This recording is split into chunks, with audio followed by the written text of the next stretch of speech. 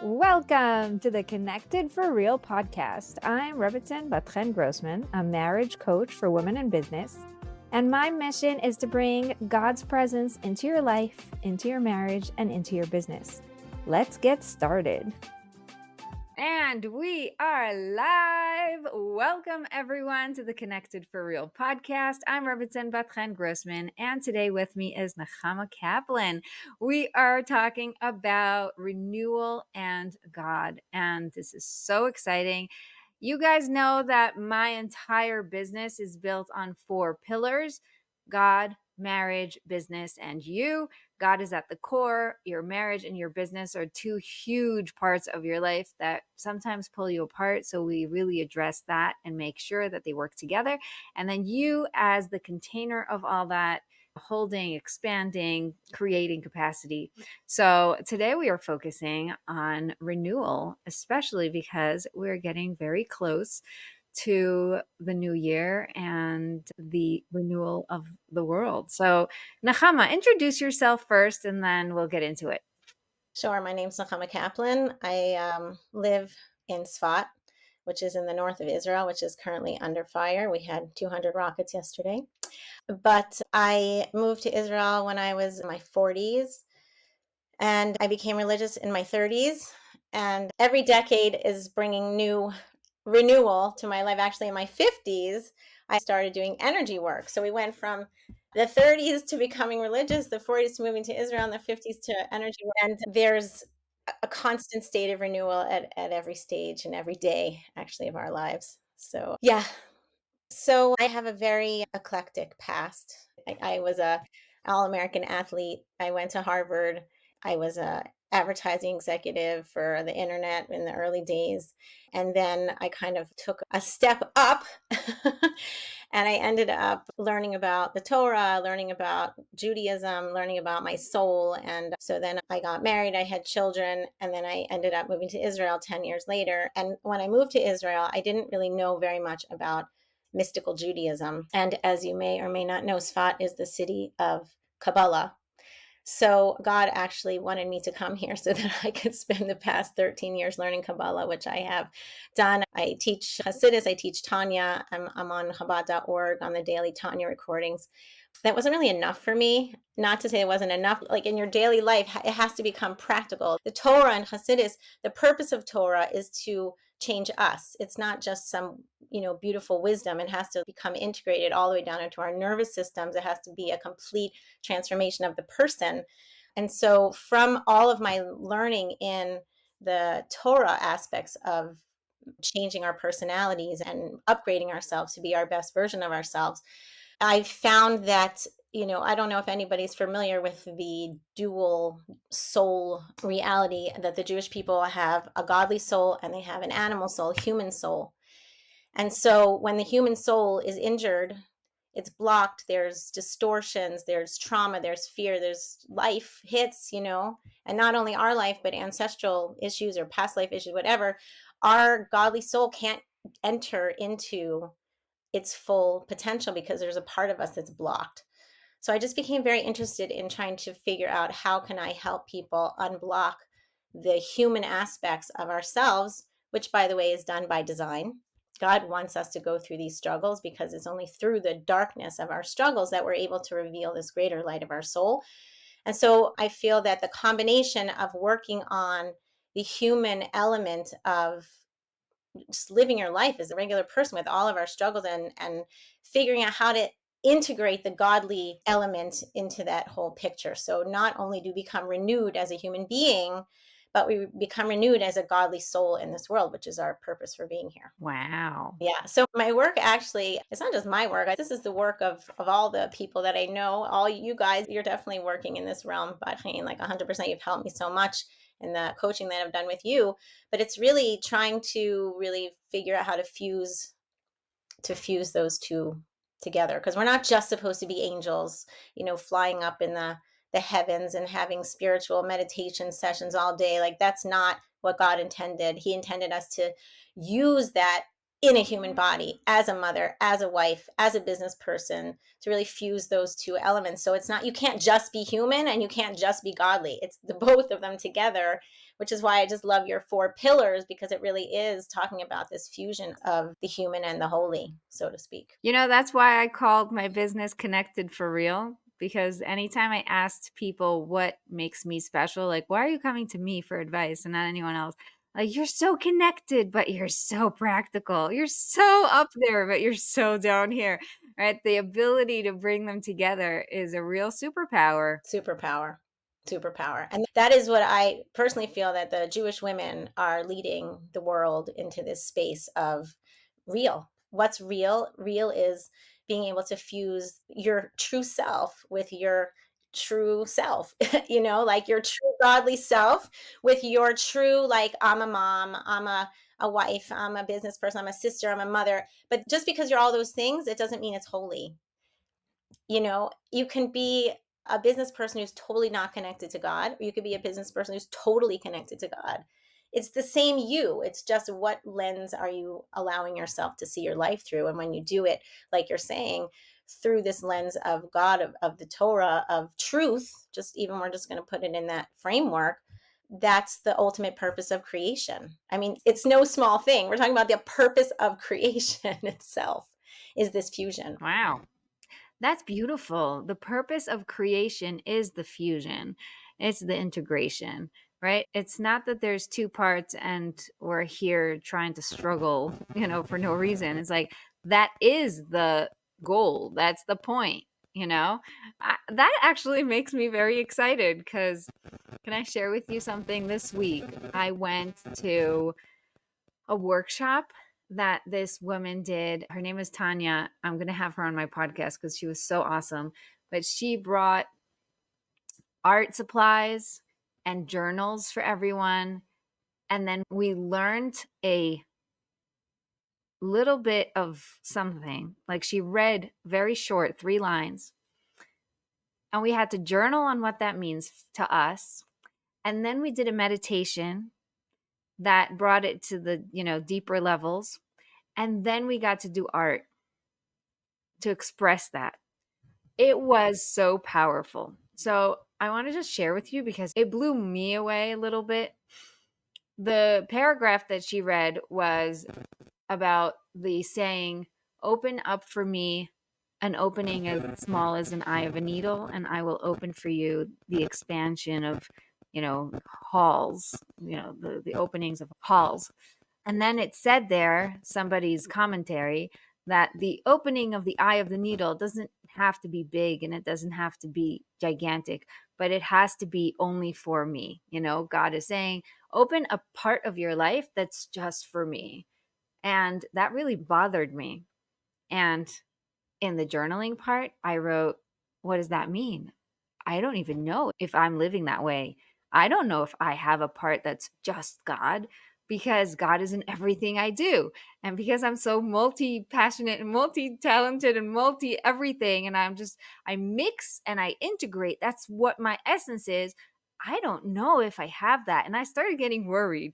And so I wrote in the journal, like the journal page, she didn't give us that much time, but there was basically, how do I know if I have this? How am I supposed to know if I'm on the wrong track or what's going on?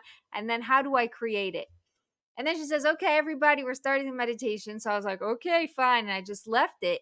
And in the meditation, we went into a field because, now with the month of Elul, King is in the field. We went to the field, gorgeous field. Here I am. I'm so excited. I'm looking at I'm having a great time in this meditation.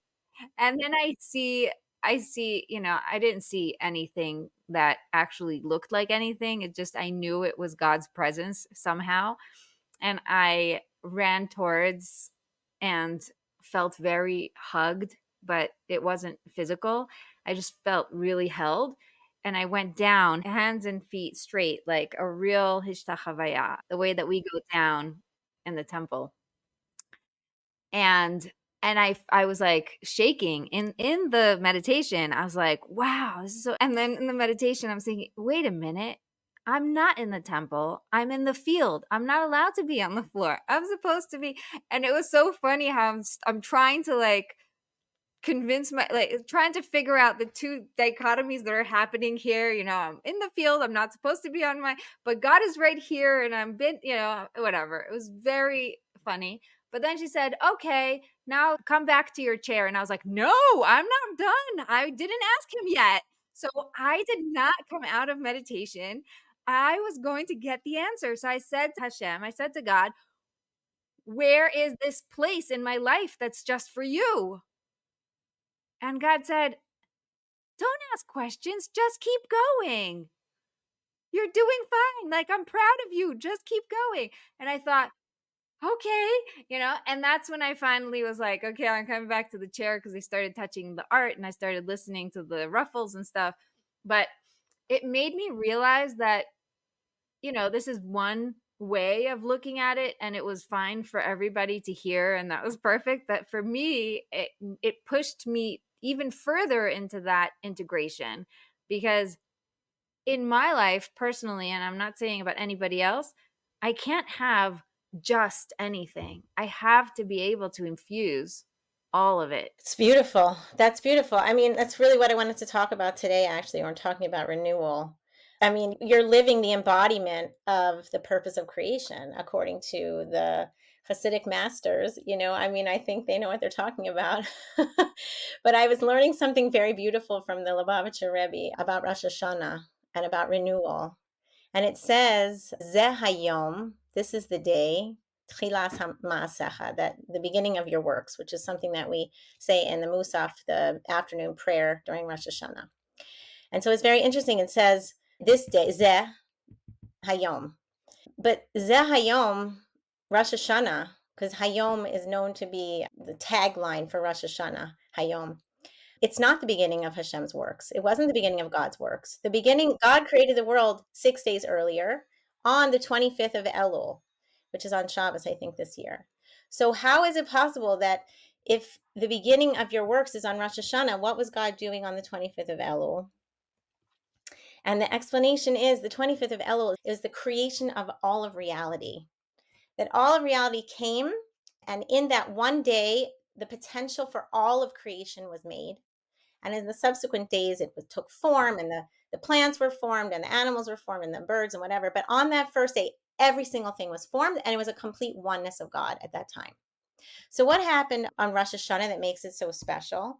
It's the beginning of your works, is because God blew into the nostrils the breath of the soul of man. And so that becomes the soul of man, becomes the purpose of creation, which is what? Which is that we integrate God into the world. God is already in the world. It actually says Yom Echad, one day, the first day. It's the one day. Why does it say Yom Echad? Why does it say one day and not Yom Rishon, the first day? Because on that day, on the 25th of Elul, when God created everything, God was totally one. He was totally revealed. He was totally there. It's Gan Eden. So what's so special about Rosh Hashanah? It's because we have to improve on the garden. We're not supposed to have the same Gan Eden that Adam and Eve had. We have to have an integrated garden where it's not just the lightness coming from God. He's creating it. He's making it, bringing it into existence in every moment. It's that through our work, through our infusing God into the everyday, into the garden, that's the ultimate purpose of the whole story. So it's what you're doing, according to the Hasidic masters, that's exactly what we need to be doing. You're not supposed to have any part of your day that's devoid of God. So you're like way ahead of the game. You don't have like this little corner of your life where you're like, no, this is just for me, or maybe you, I don't know. I probably do. I probably do. I'm not perfect. Let me tell you, 100%. I'd heard a very great story where someone was saying like they got really angry and they were like, God, I'm just putting you in the closet for a little bit and I'll come back. Right now, I'm just going to be in my own anger. And I think that's the ultimate renewal. The ultimate renewal is recognizing that there's two spirals going on at every moment. There's the spiral of humanity, the spiral of just the human. God is recreating everything in every moment. It's being very present in our reality. That's nature. But then there's a higher order that we're being called to task to do.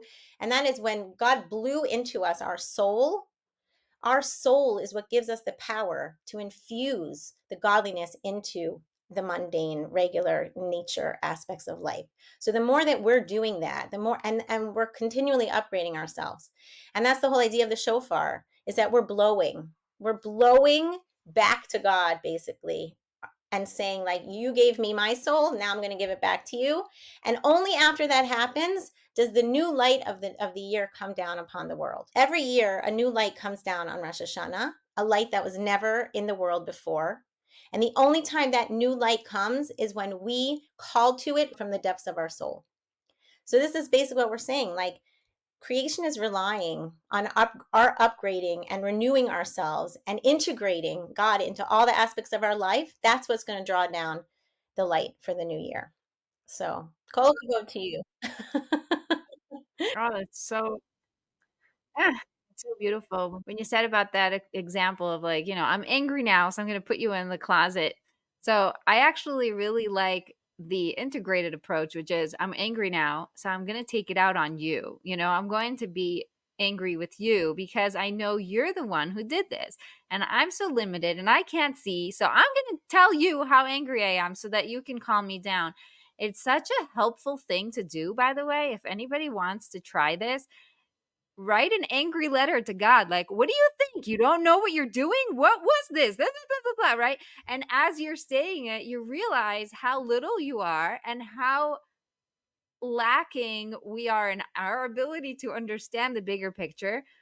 It allows us to be turning to the right source as opposed to being angry with people or angry with things or angry that they left me out or angry that whatever. Like all these sideways things, right? The people in our lives, the situations, those are all the wrong things to be angry at. Right. Bottom line, God did it. So now I'm angry with you and I want to turn to you and say, please help me, help me see, help me understand, help me figure this out, help me get through it, help me learn what I need to learn from it. It's a really big mindset shift. Yeah, no, I love that idea that wherever you are, God is with you. I mean, that's the truth. And especially if you don't understand why. I think one of the biggest issues we have as a society now is that we blame. Everything's blame. Blame, blame, blame. But if you realize God is recreating the world at every moment, who are you blaming? Like, God's in every person who comes to you. It actually says that David Amelech, the King David, he couldn't, when someone cursed him, Shimei, it says Shimei cursed David Amelech, he didn't get mad at Shimei because he realized that the energy of God was animating Shimei. So he was like, okay, God, what's the story here? Like, you're just using this guy. Okay, so Shimei didn't have to do it. That's the truth. We all have free will. But what you're saying is so critical that we have to realize, turn the blame to God, because he's the one who's creating everything at every moment. And so when we do that, it, like you said, like when you write it causes a lot of humility. You realize, like, I'm so small and I don't understand. You know why we don't do it? Because we are so separate. Because we separate in our minds God and our lives. So, of course, I'm not going to turn to God and be angry with him. What is wrong with you? You have to have respect. God is God, right? So, we understand that God is God and that, I'm not going to talk to him like that. But then in that moment, what you're not connecting is that God is the one to blame. Like, he is the reason why this happened. So, when you can let yourself be human with God, that's when you're integrating. That's Right. when it's actually going to start to feel like one, because you don't have to hold yourself back from being human when you think of God. That's a separation. The integration is understanding that God made me human and I am supposed to be annoyed and it's okay for me to feel feelings and I need to turn to him as opposed to, putting him aside. 100%. 100%. To me, that's like the core entry point to a relationship with God, is when you realize that there is no separation. I mean, I think a lot of people were raised to think God is out there and I'm here and I'm living my life and, I can bring God down into my reality. But the truth is, that God is everything in every moment. And he created a reality where the separation is part and parcel of the creation. Because if God was everywhere at every moment and there were no concealments of that, we wouldn't exist as human beings, right? So there has to be a concealment. But the breaking through into, I think, the next level of consciousness is really understanding what you're saying, which is, no, there's no separation. Separation is a lie. Anytime you feel separation, it's like lights should start going off in your head and be like, okay, I got caught in a lie here, because that's actually not what's happening. So, and I think, people come at this in different ways. And the way that it resonates for me is just this idea of being very present in the now. When I'm in the present, I know that God is recreating this moment. And so when I'm in that moment of like, yeah, God is creating this. So it's, the only truth is that whatever's happening to me at this moment is being directly given to me in this exact way, because it's for me to heal and for me to wake up and understand. It's for me. Like every trigger, everything that happens to us is like a coded private message from God. That's the way that I look at it. It's like, why did you get into a fight with your husband today? There's some message from God in that. And so instead of getting angry at your husband, just be like, God, wow, you love me so much. You're giving me a private coded message. Can you help me figure out what it is? So, yeah. Hey, before we continue the episode, I want to ask you something. Are you ready to get answers from God directly? Feel more in love with your husband and more supported than ever? Run the business of your dreams without having to sacrifice any other part of your life? That is exactly what my one-on-one private coaching is for, and I want to invite you, just you and me, for a free deep dive discovery call. This is a 60-minute free call where I ask you lots of questions and we extract the 3 main things that are holding you back. I then put together a personalized plan for you where I create a roadmap of recommendations with practical steps. The call is free and so valuable in itself, so go book yours today. Now, back to the show.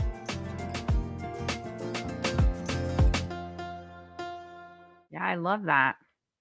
Could we talk a little bit more about God recreating the world every single second, every moment? Because I think it will open up a lot for us in our understanding of what we can tap into when we understand that fully. This was a real change. Like, it changed my life when I really started to integrate. The place that I learned this was from Rabbi Shneur Zalman of Liadi, who's the first Chabad Rebbe. He's called the Alter Rebbe in the Lubavitch movement. But the Baal HaTanya, the master of the Tanya, he wrote the Tanya. The second book of the Tanya, which is like the magnum opus of Chabad Chassidus, is an explanation of the creation of all reality. And he teaches from the Baal Shem Tov, which is from a Medrash in Tehillim, that it says, "Oh, forever your word stands firm in the heaven," which means God's word that he used to create reality when he spoke the 10 statements of creation into reality, they never stopped. So when God said, "Let there be light," let there be light is a constant frequency that's going out into the world at every moment. Every single letter, when we speak, because everything that, we can only understand God when we understand ourselves. It says, "For my own flesh, I can perceive God."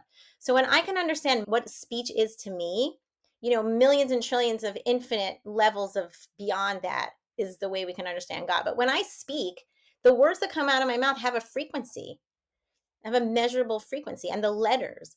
And that's how God creates reality. He's creating reality through these letters, which is a part of him. This is a very important part of the whole story.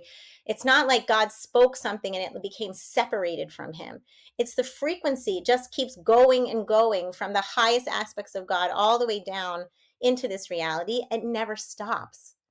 It didn't stop. So when God created light, when God created the fish, whatever it is, the energy of that just continues on. Now, how does it go from let there be light, like I explained about the creation from the 25th of Elul, within it contains everything, contained the potential for everything. So how it differentiates from that oneness into all the different things is a whole study. And it has to do with the letters and how the letters switch around and they change and they downgrade.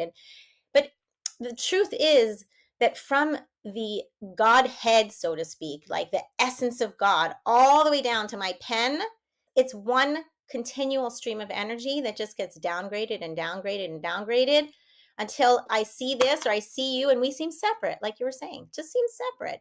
But when you understand it's completely united and one at every moment, it's just been hidden as it goes down through the stages. But when we can really meditate on the fact that there is no separation, the separation is in our minds. And the more that we can overcome that and work through that and use our own human experience to break through that, the more we're living this unified oneness. And that's the ultimate purpose of creation. We're supposed to bring that oneness into all of creation. And that's why it says, Shema Yisrael, Hashem Elokeinu, Hashem Echad, Hear, O Israel, the Lord your God, the Lord is one. If anyone knows, the letters in Hebrew, at the end of Shema, the word Shema, it's a big ayin, the letter ayin. And at the end of Echad, which means one, is a big dalid. So the ayin and the dalid in Hebrew spells aid, a witness. We are a witness to the oneness of God. That's our job. That is the job of the Jewish people, to not get stuck in the separateness, to not get stuck in the fact that we live in a natural reality, because you could get stuck in a natural reality and never get out of that. And you just keep blaming people and just thinking like things randomly happen to you. But you could upgrade. You could completely upgrade for real. You could get connected for real, and you could see the infusion of God in everything. And when you live like that, your whole life changes. You just become aware of your power and aware of the godliness in everyone around you. And it's a very happy place. And that's why Bat-Chen is always happy. Yeah, I'm obsessed with being happy, but I'm not sure I'm always happy. I just try to be. And when I'm not happy, I know who to blame. Now, the thing that I was thinking about with God recreating the world every single moment is that at any moment, everything could change. Like it's Yeah, a new reality every single moment. So the problem that we have is that we're so limited and we're living in this continuous moment. I expect certain things to be, and that is contradictory to the way God actually works, which right. is if you can just bypass that lie and understand that everything is being recreated every single second. So your husband's being recreated every single second too. And so the husband 100%. that you're looking at right now is actually not the same husband that was, the one who mistreated or said something or did something or whatever. All husbands are to blame. So it's fine. We can fix them. But the most important understanding is like, can I just pause for a second and recreate my relationship and really see him as who he is now in this moment without adding all the stories and the drama in my head? And you won't believe how amazing that transformation is when you can click into it. 100%. No, that's the work that I do, is helping people deconstruct their stories. And the thing is, a lot of times you might intellectually know, okay, I'm having a story here.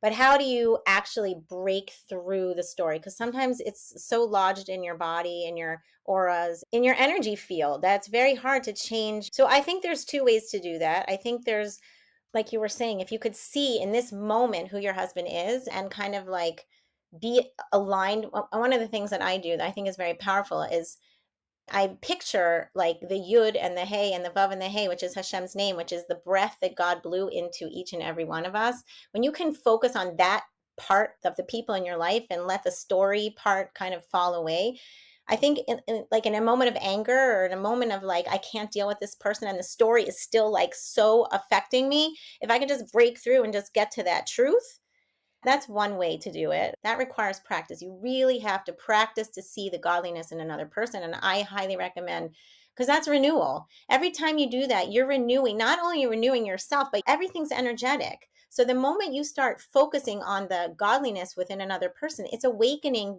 the energy within themselves, within that other person.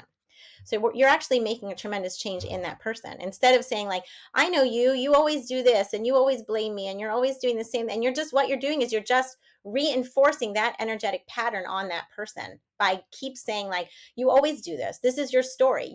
What you're doing is you're just energetically stamping like, yes, this is who you are, as opposed to saying, no, wow, you have all this potential and you can be recreated at every moment because you're part of an infinite truth, you know? So that requires practice. And I recommend everybody do that. But then sometimes people are just stuck. They're just stuck in that loop. And that's where I feel like the work that I do can be very powerful, because sometimes people just can't get out of their stuckness. And the truth is, a lot of times the stuckness isn't even coming from them. It's coming from an ancestral, patterning, or it's coming from a past life patterning, or it's coming from a trauma patterning. And sometimes we just get stuck in this loop. The neural pathways just keep going back in that place every single time. Sometimes you need something to break open that pathway and create a new reality. So that's the work that I do. But yeah, there's millions of different ways to do it. But yeah, what you're saying, 100%, you have to get out of your story. I think this came up in one of our sessions, like, you can fix it yourself or you can let God fix it. What would you like? And you're like, oh, sure, do the work, And it's amazing because we have that choice every single moment. I can either do the hard work myself, or I can open up the opening and be like, God, show me, help me, guide me, do it for me, whatever needs to happen. Let's Right. do it. Right now we're in partnership. Now we're working together. Now we're actually moving forward. It's really fun. Right. I think a big part of that, though, is believing that God can help you. I mean, I know that sounds silly, but for people who, I just think about my kids sometimes. They say, "Well, I already asked God. I asked God, and I asked God, and He didn't answer me." And so I think that, okay, when you're a kid, it's a different story. When you're an adult, you can kind of broaden the lens and say, "Well, God answered you. It just might be that you're still stuck in the closet, and you're seeing what you want to see, and you don't want to see maybe what God wants you to see." And so there's really like a process of diminishing self. Like, you have to be willing to say, what you're going to show me, I know it's coming from you, and I know it's good, even though it wasn't my version of reality. That's not what I was expecting. But if you kind of go with that and you have trust that that's the right path, then okay, yeah, you're going to find your way out. I mean, like you were saying, you were lying on the ground. Maybe that wasn't like the right way to be in the field. Maybe that was the right way to be in the palace, but like that was your way. Well, it was in the meditation, so it is what it is. You're reminding me of the calm method that I have. So connect to yourself, ask for abundance, listen for the answer, master a higher level of consciousness. What you're saying is step 3, listen for the answer. Because when you connect to yourself, you know what you want, and you're willing to ask. Step 2, ask God for abundance, ask Him to help you and show you and really guide you. Then you need to learn to listen. And that's a real skill. And like you said, my kids are just not mature enough to put the dots together and see that He's actually there and listening and following and answering and guiding them. But as adults, we can really learn the skills of listening to God's answers, learn how to read reality so that we can know what to follow. And that's something that we're not taught. You're totally right. One of the things that I've been really focusing on in my work lately is everybody has the answers inside. How does God communicate with you? He's also communicating with you in yourself. It's not like you have to get the answers from outside of yourself. It's like when you're in the meditation, like the answer comes to you from within. So I think you're 100% right. One of the things that I think we haven't been taught, that if you just say, listen to yourself, just sit quietly. If you have a pain in your body, just ask yourself, like, what is this? What do I need to hear? What are you trying to tell me? There's something that I need to know.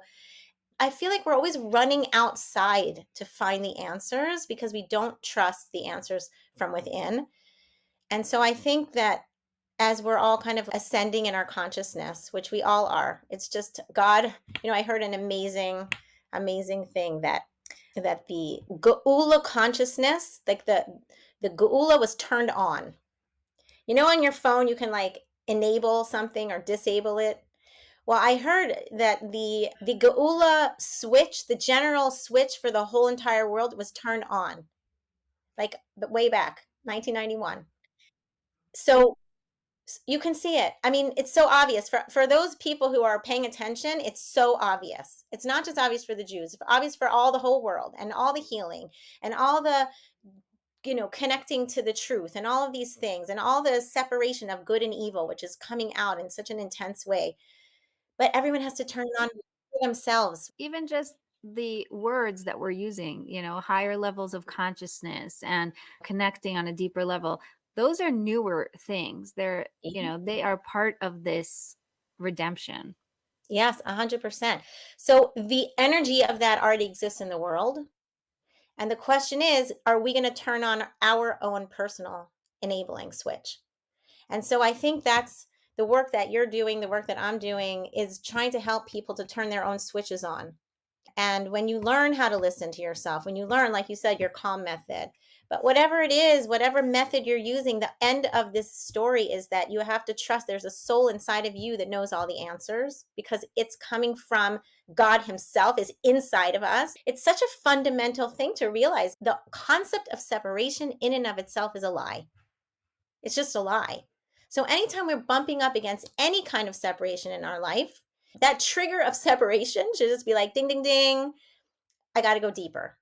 And deeper can mean just deeper into myself and ask the questions. And when you have this understanding, and that's why I personally feel like a huge part of all healing is learning Torah, especially the secrets of the Torah, especially what we call the panemius, the inner aspects of the Torah. Because what is that? Why is it so special? Why do we have to learn it? What does it do? It's literally the energy of God's inner self that we get to bring into our human form. Like, hello, that's pretty amazing that we are growing and gaining in our own consciousness, because it's like we have a straw. We're just like sucking God's inner will out into ourselves. It's like nourishing ourselves. So that's how we've been able to ascend to higher levels of consciousness, not just because the world was like, oh, now we're smarter. It's because God is feeding us this truth. And if you just take your straw and start sipping, you're going to see miraculous changes in yourself. So that's step one. But then step two is you really need a guide. You really, really, really need a guide. And that's where coaches and people who do healing work, and you have to connect yourself to somebody like this, because that's how you're going to supercharge the process. That's my personal opinion. And that's why we need each other, and we need these groups, and we need to have these conversations. This is the juiciness of the Geula. This is the juiciness of redemption, is just like being excited to step into this space and be like, I don't know what's going to come out. Something awesome is going to come out. I remember the first meditation that I did with you, actually, where I'm very visual. This is my work that I do. But I had in one of my energy centers, in my navel energy center, which is like the place of abundance and the place of juiciness and like all that good stuff. I had this, it was like an orange brown topaz. And it was like this gorgeous stone. And when I do my work every day, I have this revolving orange golden topaz that's like rotating in that energy center. And I will say, with God's help and with the guidance of Bat-Chen, but like my abundance just like went out through the roof. Like I really saw tremendous effects from doing this work, but it's because we have to do the work ourselves. That's what I'm saying. You need a guide. There's no magic bullet here. You need to be open to this ascension in yourself. And the more work that you do in yourself, and the more that you're willing to take the advice of a guide, really with an open heart, you can do anything, really, So, yeah. Love it. Let's talk about business a little bit because, God recreating the world is really practical in business sense. It's never an overnight success, and people forget that. But there is something really important with the concept of renewal that you have to be open to it. You have to believe that it's happening. Like you said, belief is a huge thing. Yeah, you have to know what's possible. And I guess that's another thing that I do just for in my own work, is people don't think things are possible. They just get stuck in a story and they think that's their limitation. And so I love this analogy of the eye of the needle. When you just say, you know what, I don't know. I don't know. In Kabbalah, we have the highest sphera, like the highest channel of energy, which is called Chachma, which means wisdom. But what is wisdom? Wisdom is also, if you switch the letters around, it says koach ma, the potential, the possibility of what? Of what is. You don't know. You're just saying, like, I don't know. And the minute you make a space for I don't know, who knows what's going to come in? You're getting out of the way. Otherwise, it says, where's God? Everywhere that you allow him in. If we're just operating on the place of nature and we think we're stuck in our stories and we think we're stuck in our, this is what happened to my mother and this is what happened, this is just my reality, and I no, that's being stuck in a lie. Like we said, that's the separation. The minute you just say, like, I don't know, I'm making a space, I'm opening that little hole. Get ready. Get ready. I see it all the time. I think it was you who said, even before I asked, I got off this call with you and I got a call from a client or something similar to that. Yeah. It was so fun to see the immediate effects of the work that we did that had nothing to do with what we were, Right. you think it has nothing to do. That's the whole lie about, like, oh, I have different parts of my life. It's like, no, you work here and this thing fixes itself, and you do this, and over there something happens, and you change yourself, and someone else suddenly changes. We are so connected that we don't even comprehend how connected we are. And I love what you 100%. said about what is possible. What is possible? If something was possible, what would it be? What would I want? It brings, it's so energizing. It's amazing. I actually was working on a client the other day and she has TMJ. And she was talking about, she was like bracing against life. And I was just like, what would it be like if you weren't bracing against life? Like, what would your life look like? Because we get so stuck in like response mode. We're constantly reacting instead of just seeing, like, what's possible. Koach ma, what is there? And again, this is like one of the things, I don't feel like we're taught these tools. Just to ask, what would it look like if I wasn't bracing against life? What would it look like? What would it look like in my business? What would it look like in my relationship? Just to even write, like, I love the whole journaling concept and also putting it into words. The words themselves, when you speak, it changes the frequency of reality. Like you were saying, we were talking and our conversation itself changed some frequency that allowed new openings to come out. So I just, yeah. Yeah. I want to take a moment to address the fact that we haven't been taught this and to make that okay.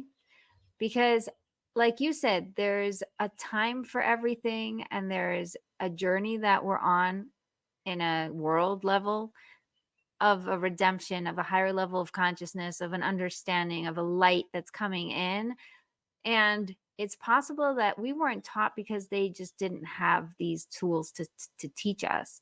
It's possible that, it's not their fault. It was just the frequency of the world at that time. We're growing up, we still think of ourselves as little kids or, teenagers. Like, there was once a meme of this lady cutting salad, and suddenly she looks up and she's like, I know. And then it says in big letters, I still think I'm living in New York, as a single woman, but I have all these kids and making all these meals and doing all these things. Like, in ourselves, we still think of ourselves as something where we're 100%. we are stuck somewhere else, and our brain is constantly going back and forth, like, wait, does this match up? Does it make any sense that I'm now standing here with 8 kids, right? Like, huh? And we don't realize that, yeah, that version of myself needed to hear those things at that time. And everything that happened to me between the time I was born until this moment is preparing me for the next level. And there is no way for you to learn the skills that you need in order to listen, in order to hear, if you didn't go through all that other stuff of blame and shame and annoyed and whatever. You can't bypass life. You can't bypass any part of the journey. And so it's okay that you weren't taught.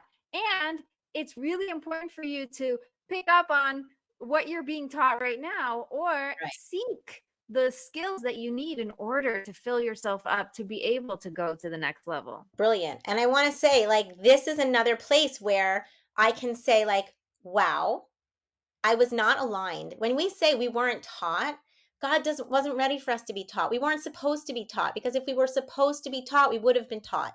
And this is just another place where you can get so granular in understanding yourself and seeing how your old ways of thinking are still embedded. And that's where it's just, I think life can be very exciting, because you're just like, every conversation is just like, yeah, I'm still stuck in that paradigm, but I get it. I'm witnessing the new paradigm unfolding and like, oh my gosh, that's so cool. You know?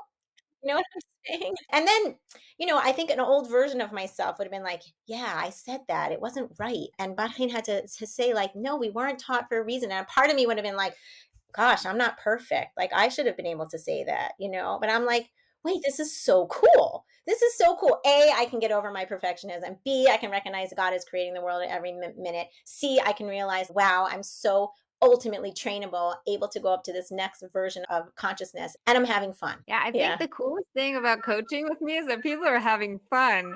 Yeah. And a lot of people say that. It's like, your energy is so different than mine. I do not know how you made this so easy and so fun, because I would have been on the floor crying.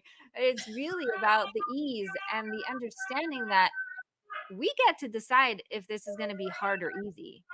Yes. Yes. Yes. Yes. And that's based on our old stories.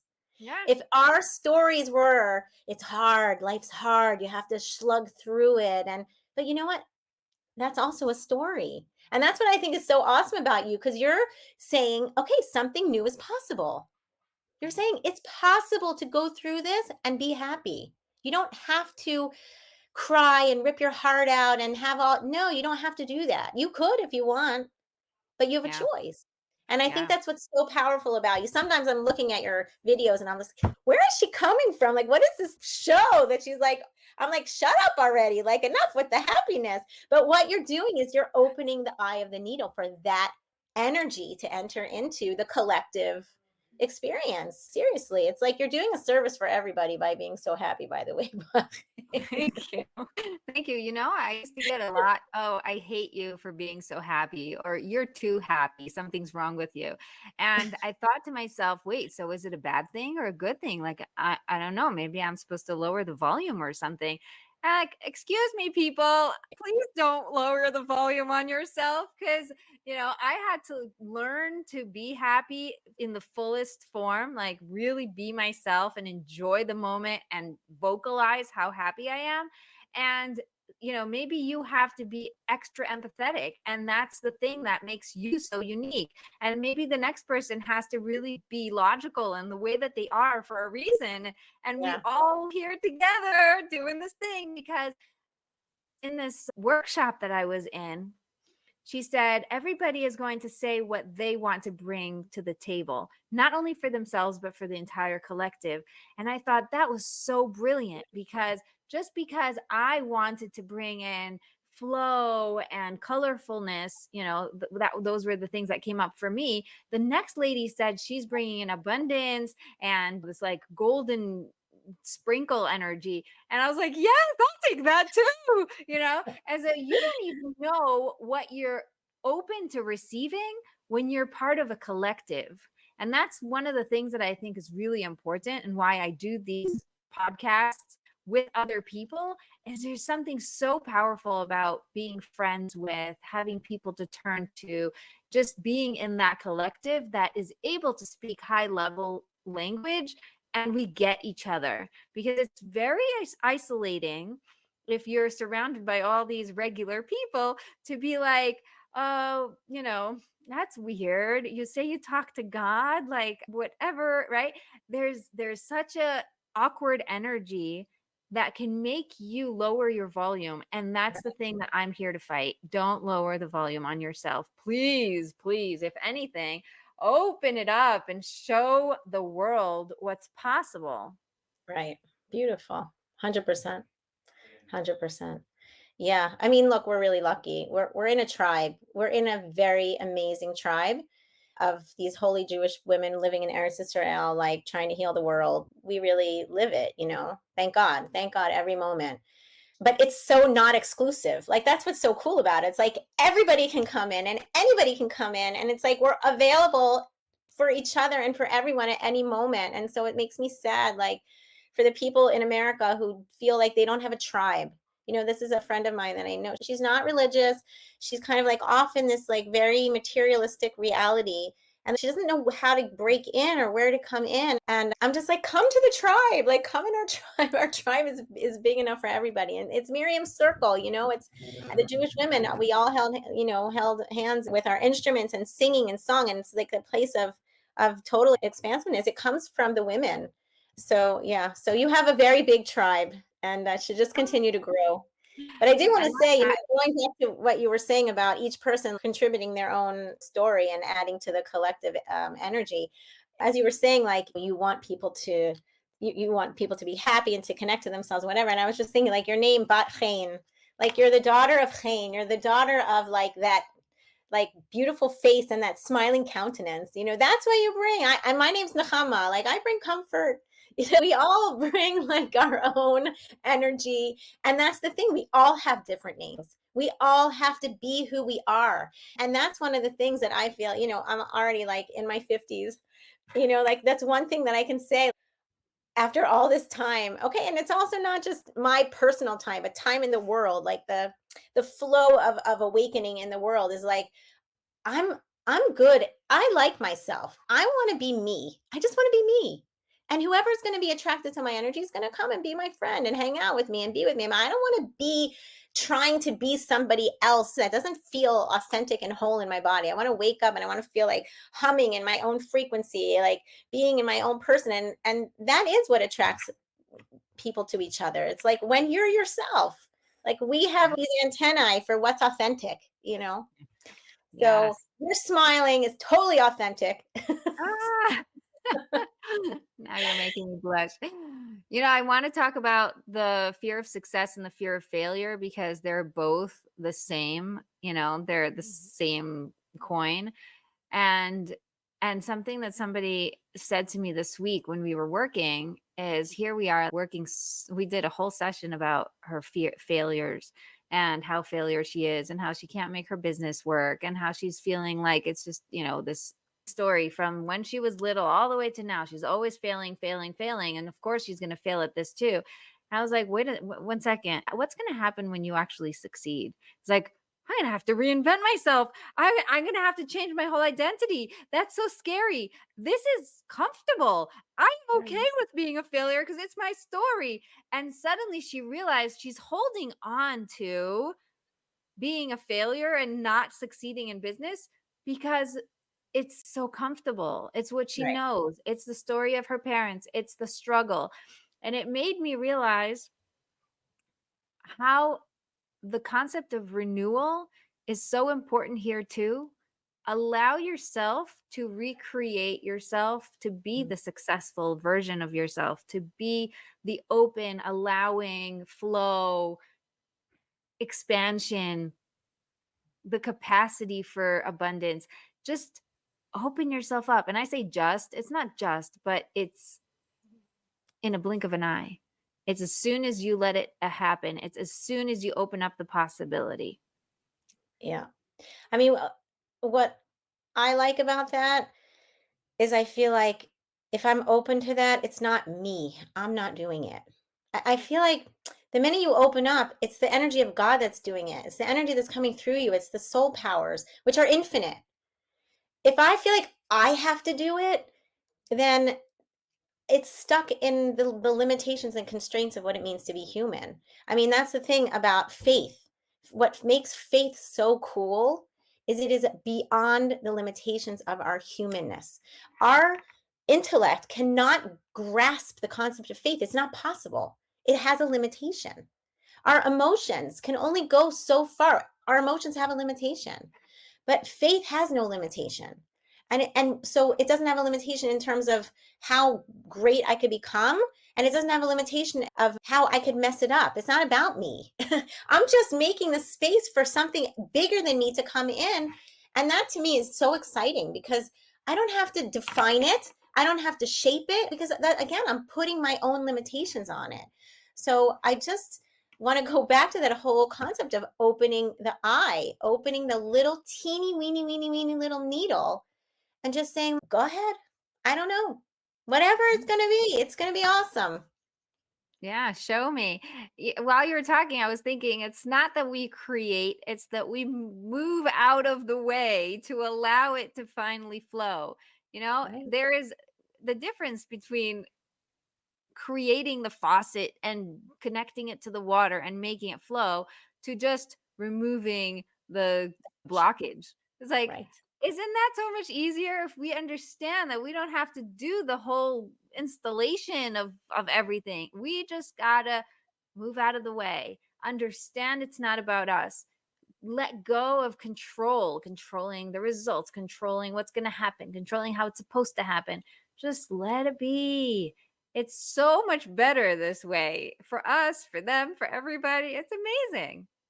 It is amazing. And you know what? God guides us in this also because our bodies, if we're still holding on, like we could be coached and have all this stuff, but if we still feel like we're clenching or our shoulders are tight or something's not in flow, like we have constant messages from our body telling us how we're doing, and if we're still clenching, even though you're like, yeah, I'm going to let go, I'm going to let go, I'm going to let go, but I'm walking around like this, like you didn't let go. So it's like, okay, there's another layer to let go of. And it's just constant, it's just forever. You just go deeper and deeper and deeper until we're flowing in some kind of amazing redemptive truth for everybody all the time. But you know Yeah. what? I want to just say one more thing that in terms of business, and I learned this and this really blew me away. I was learning something from the Lubavitcher Rebbe, and he was explaining that when Mashiach comes, God still is going to want us to work because it is the work itself, the process of using the physical reality that God wants us to be engaged with. Yes, He's going to open the pipelines, and who knows what kind of amazing things are going to flow through. But just work in and of itself has the benefit. It's what God wants from us. He wants us to work. Okay, you can work in the house, you can work out of the house, you can do this, you could do that. But to think like work is somehow bad, it's hard, it's too much. No, that's what He wants us to work. And it's just like how you think about what's the possibility of work. If the possibility of work is I'm just a channel, I am just going to be this amazing open channel. I'm just going to be totally letting go of control. I'm just going to be totally like a pipeline of whatever and let it all flow through me, but I'm still doing the work. That's one kind of work. Another kind of work is like I have to control and I have to figure out this and I have to do that and it's so hard. And okay, you're still working, but you miss the point. Oh, Um, yes. There's every so often, there's the question, if you didn't have to work, what would you do? And there's all these people who say, I would still do the exact thing I do now, because if you're really enjoying what you're doing, and if you yeah. understand that there is a purpose to why you're showing up, then it's not work. It's flow. It's called flow because you're just a channel. And that's why you can be happy and you can be chill and you can let things go and then you see miraculous things are coming through you. And that's where you're just like, wow, this is awesome. It It's is awesome. awesome. I love it. This was an awesome conversation, and our time is up, which makes me a little sad because I love hanging out with you. And I'm I sure the know it's listeners are fun. going, oh no, it came to an end. Where can people find more of you and work with you? Baruch Hashem, I am only through referrals. So I don't really even have a website at this point. So if you want to reach me, I can give you my phone number. That's the best way to reach me. If you want to hear my teachings, I'm on Chabad.org.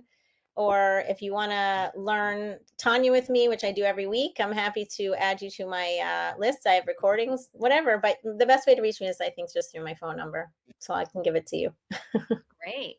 And there you go. Now I'm the referral. I refer people to you. You guys should know Nechama is definitely legit, and I highly recommend working with her if it fits for you and works for your needs. So definitely go for it. Great. Mm. Thank you. I just want to wish you a year of the best kind of renewal. Ah, love it. I'm Yeah, so ready for the renewal. we all are. I think we all are. We had a really, really tough year and we're ready for it. So, God, please rain all the abundance and all the goodness and make it. Oh, you know what I heard once that was so beautiful? A lady on the bus was talking on the phone right before Rosh Hashanah, and I was single still. I remember this was so long ago. And she said, I bless you that this year be as sweet as honey, because it's obviously going to be good. But we say Shana Tova Umetuka, a good year that's sweet, right? We want to see, we want to know, we want to understand, we want to taste the goodness. We don't want to just know in our heads and have faith that it's for our best and look at something that feels like not so good. We want to taste it. Yeah, thank God. Thank you so much, Bat-Chen. This was really fun. I appreciate it. You're welcome. Thank you for coming, and thank you all for listening. Make sure you come back next week for more amazing episodes. We have an interview every single week, and this one is up there in my favorites. So thank you for coming. Thanks so much. Bye-bye. Bye, and have a good year, everybody. And that's it. Thank you for listening to the very end. I would love if you can leave a review and subscribe to the podcast.